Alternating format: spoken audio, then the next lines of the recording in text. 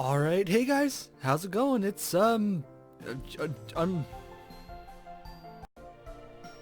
hey guys, how's it going? It's me, Fiddle Ferret, back with a long overdue visual novel Let's Play. So, hi, it's me. It's been a really long time. I don't want to make this intro too long, because we want to see the game. But, if you watched my channel before, it's been a really long time since I've done this. Long story short, I kind of just lost confidence in my visual novel recordings, but I've been wanting to do one for a really long time, and this one is honestly absolutely perfect for me to do. So I've backed this game on Kickstarter over 2 years ago now, just a little over 2 years ago, like 2 years and a couple months. And God bless the development team. They've worked really hard, I think, to make just not your standard cookie cutter visual novel. I think they wanted to make something that was like really good, and I'm hoping that they've done that, because from everything I've followed, I think they have. They didn't just rush it out and go, well, whatever, we're behind schedule, let's get this game out. They took their time, and it's finally out. Another reason why I think this visual novel is perfect for me to get back into is because all these visual novels have all these female characters, and I lose track of voices. I get mush mouth, and my reading just kind of ends up sucking. But this game is actually fully voice acted, except obviously the protagonist and stuff. But and the voice acting, from what I've heard, is like really good. So I'm so excited. Sorry, that was still longer than I wanted to be. Let's play this game, because I'm really excited. It's been a long time. Oh my god, it's been a long time since the game was announced. It's been a long time since I've done this. Jesus. So bear with me. We might have a bit of mush mouth going forward. We'll try and shake the rust off. I have no idea what this game is really about, by the way, so let's give it a whirl. This place, what does it mean to me? Am I tired of it? I don't know. I don't know who you are. Around me, the motion of time continues in the same rhythmic fashion day by day. Is it ever going to change? Do you really want the answer to that question? I don't know if you do. Asking myself, I can only succumb to giving no answers. Of course, the answers are there before my eyes, those which watch them diligently as they pass by without notice. I'm here for an education, right? Part of me feels that might be the answer. Following the same path as everyone around me, living life nonchalantly, oblivious to the outside world. Being a student, it's a life not many would consider special, despite us wanting to believe so. True, my friend. Very true. Back here, in this place, we define ourselves as individuals, with a place where memories are made of, where we form bonds with those closest to us. Is that what this place means to me? Deep philosophy here at school. I love the music, by the way, so far. It's putting me in like the right mood, I feel like. One could say that being here is what makes us human. Coming here to be taught what it's like to have ambition, to find our dreams. I wouldn't consider myself to be one of those people with no clear aspirations. Finding something like that would be nice. Maybe in the end, that's what this place is to me. I just haven't found what I'm looking for. School, man, they kind of throw you in, and then eventually they're like, oh, by the way, you need to make life-changing decisions that'll affect you for the rest of your life when you're like, 14, and you're like, excuse me? I go home and play Minecraft all day.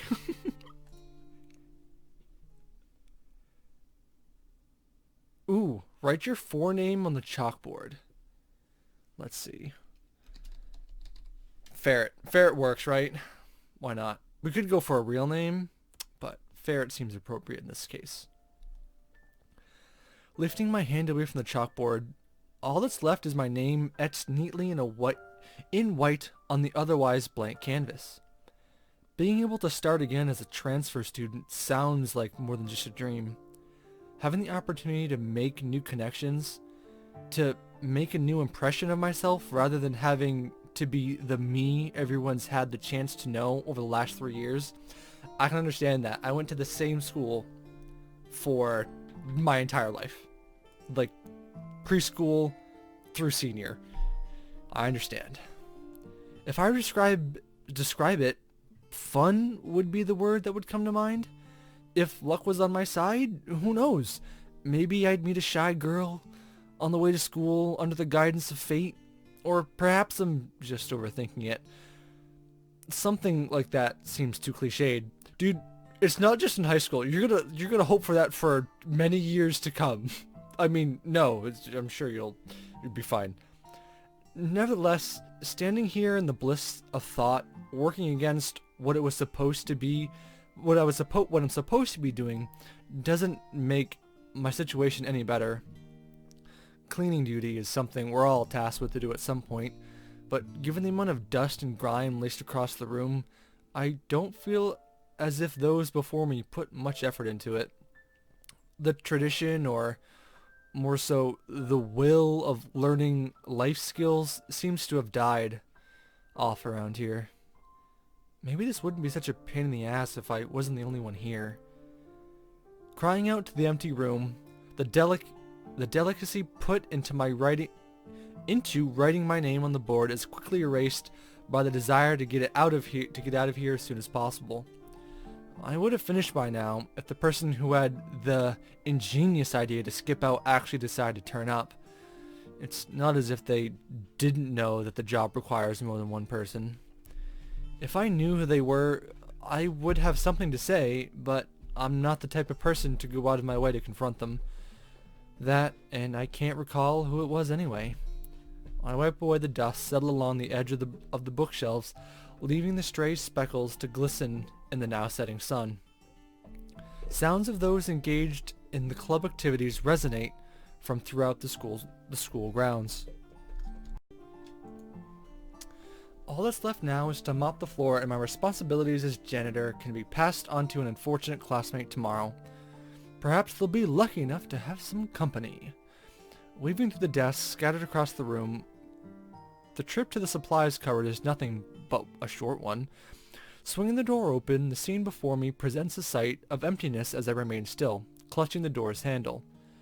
At this point, giving up doesn't seem like a bad idea, but the part of me still engrossed in getting the job done seems to say otherwise.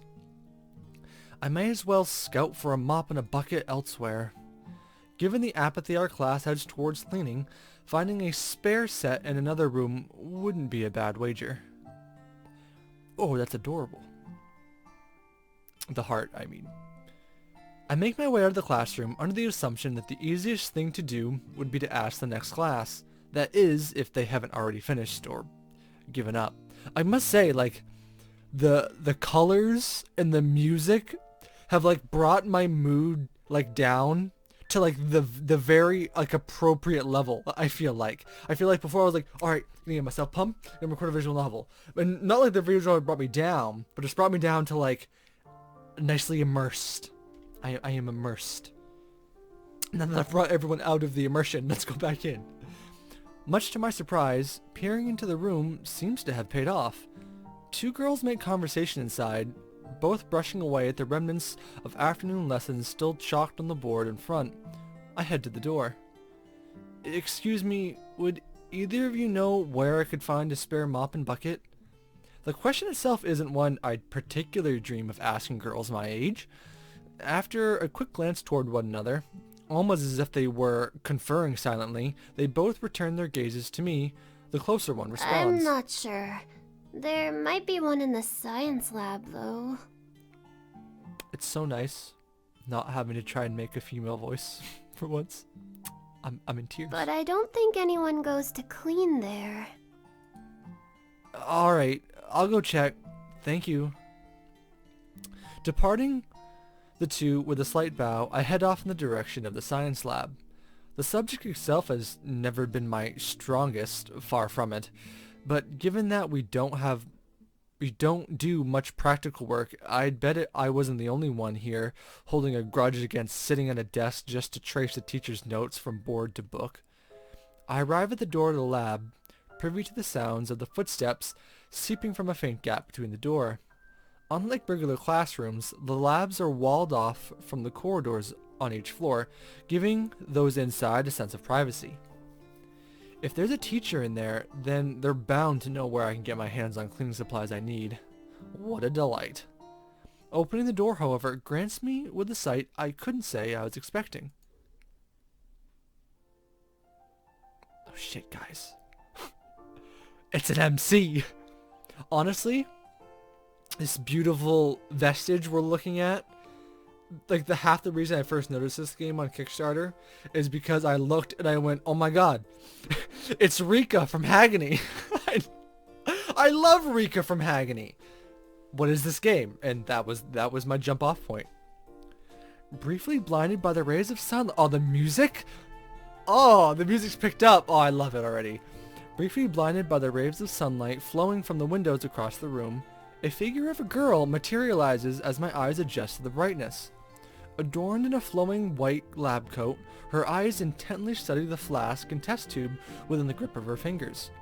Her entire self oblivious to my presence as she focuses on what's before her. Resting behind her shoulders, I hate this word, shoulders, her hair, done neatly into a ponytail, blows softly in the draft from an open window. Despite opting for her glasses as opposed to proper goggles, she seems to have some sense of safety at least. Taking a closer look as I continue to stand in the doorway without words, her identity makes itself clear to me. Kyoko Ishikawa, a classmate of mine.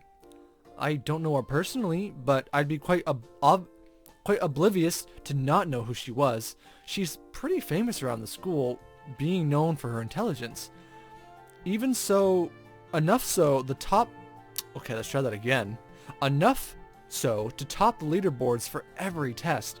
Not just in the school, but even regionally. The more I think about it, the more it makes sense to find her here.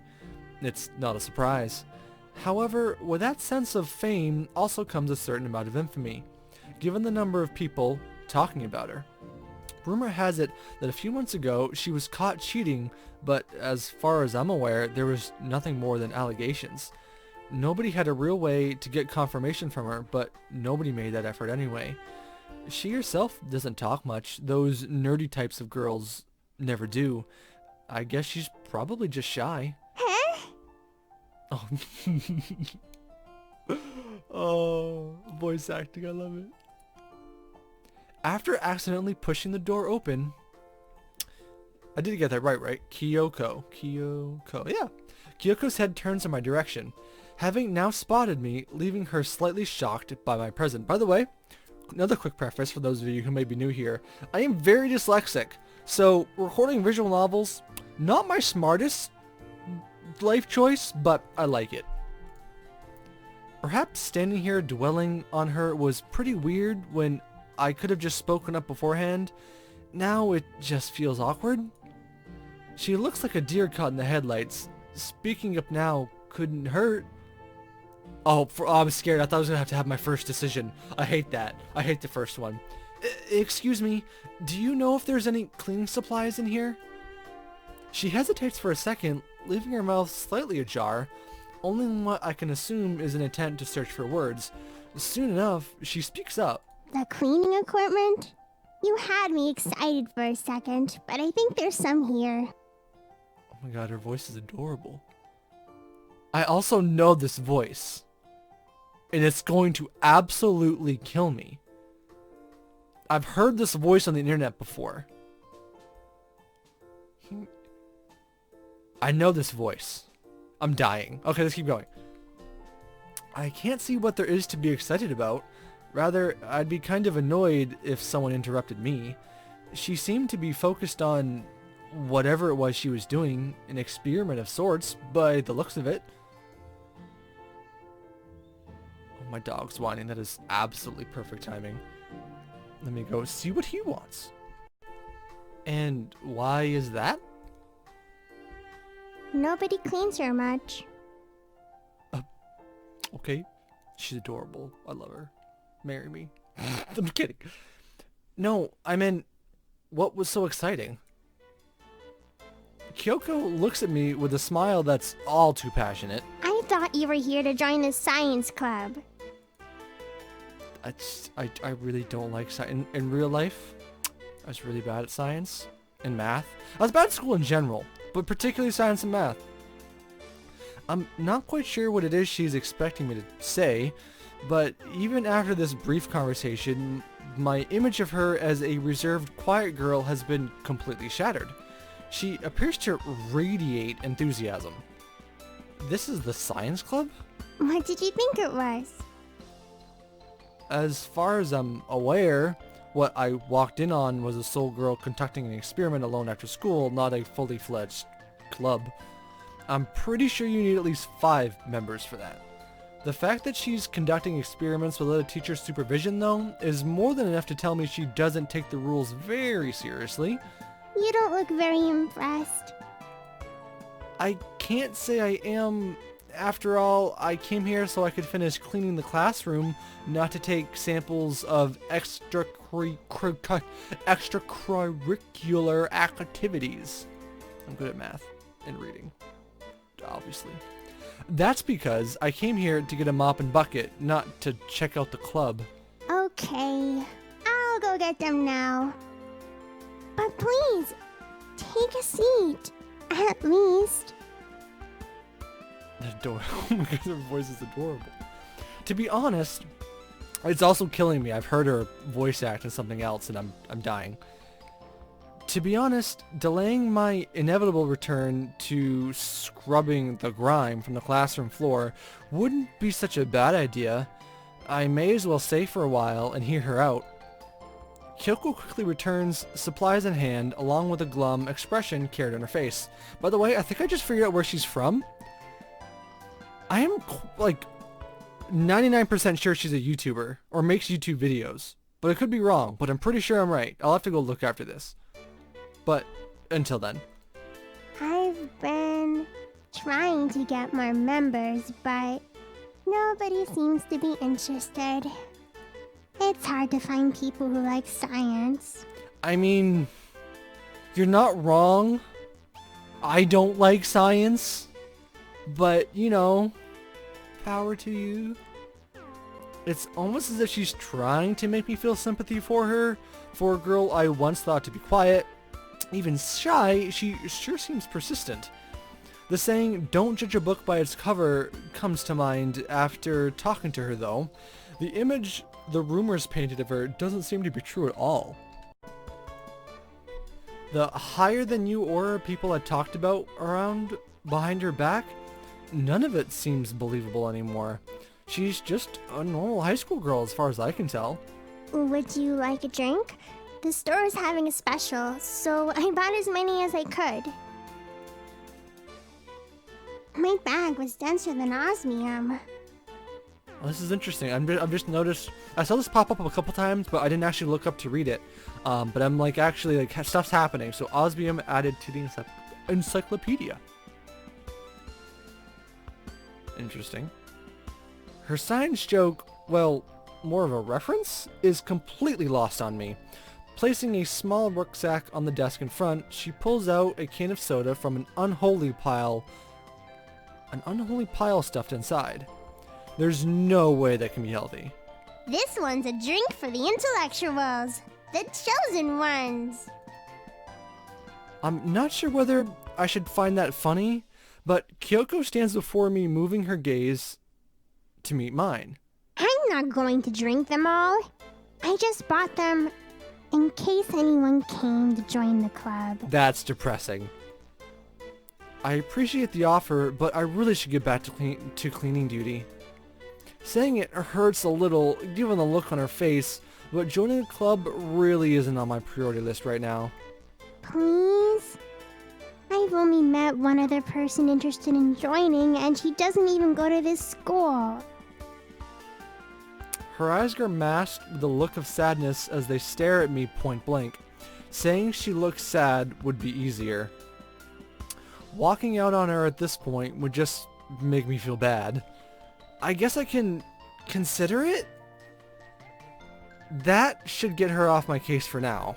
You'll try it out? Sure, I guess.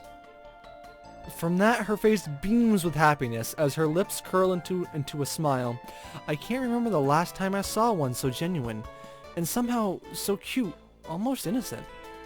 I can't say I'm good at science or that keen on it really, but that's Pax, by the way. Say hi. Staying here for a while couldn't hurt, could it? Thank you. I mean, welcome to the club. Oh god. Don't make me do science. I couldn't say... okay. I couldn't say that I expected this, far from it. From the outside, and the little I knew of her, Kyoko didn't seem like a person to get this worked up about a stranger joining her club. Even though we're classmates, it's not like we knew each other well. However, in a way, her actions are charming. She really doesn't seem like a bad person. Anyway, you were after the cleaning equipment, right? It's not as if I've forgotten. Yeah, I should probably get back to that. If you don't mind, I'll come with you. I'm supposed to be on cleaning duty anyway. You bitch. I take back everything nice I said about you. So she's the one who ran off. I don't know whether this is a coincidence or just sheer karma on her part. Rising from my seat, Kyoko too gets ready to join me on our adventure. She rests her lab coat on a nearby desk. The two of us, now ready to make our way back to class, to finish off our responsibilities handed to us, leave the room. Well, for the most part, the responsibilities handed to me. Oh? As we head out into the corridor, I accidentally bump into a passing student, a girl about Kyoko's height. Kyoko herself takes a step backwards, almost behind me, as the girl in front now faces me with an irate glare. How about you watch where you're going, will you? Oh god. Guys, she's a tsundere. She's one of those. Inside, I feel like I should be saying that to her. Her head turns to face Kyoko, who has now tucked herself away behind me. Oh, it's you. I'm sorry to have bothered you. Oh god. Darting her eyes back to me, her expression reverts to the same look of anger as before. Well, don't hump me, hussy! That was very rude. As she walks away down the corridor, my mind wanders as a feeling of recognition floats about without coming to fruition. Bluntly put, I feel as if I know who she is. Kyoko sighs behind me, sliding out from the door and taking a step by my side. You know who that was? Nodding beside me, a downcast look coats Kyoko's face. Naomi Sato, Oh, no. class 3-3. Naomi's been added to our encyclopedia. You mean the Naomi Sato? Mm-hmm. I don't really get along with her. I mean, she seemed more angry at me, but sure, that's fine. No wonder I thought I knew her. In fact, for most guys, it'd be a crime not to. Her name gets around a lot. I'm fairly certain her name topped the boys' list of most attractive girl in the year. And the girls' list too. However, whatever it is, something is clearly going on between her and Kyoko. I just can't ignore that. But perhaps it would be better not to get myself too involved. Both of them are well known around the school, Kyoko for her intelligence and Naomi for her popularity and looks. Anyway, shall we get going to the classroom? Okay. Trying her hardest to regain her enthusiasm, Kyoko trails alongside me as we continue down the corridor. Me carrying the mop and bucket and her striding along at my side with now a somewhat, relaxed expression. Whatever the situation is with Naomi, it's concerning, but getting involved is a different question. Guys, I think that's a pretty good place to end off. We met both the heroines. A good little start. I think it went pretty clean. My dog was a little annoying, but that's fine. Had to stop a couple times because of him.